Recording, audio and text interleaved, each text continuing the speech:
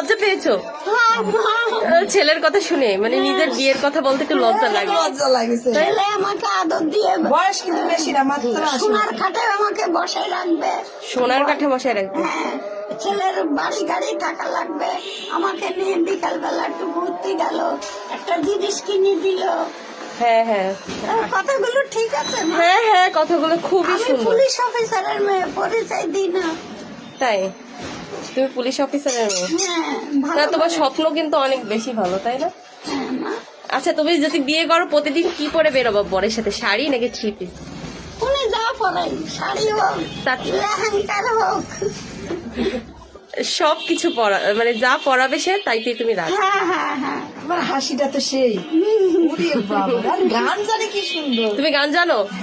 একটা বলো তো, বলো তো, ছেলেরা আরো পাগল হয়ে যাবে না, বলো গান দেখো, গান জানে কি সুন্দর একটা বলো গান। বলো। সোনার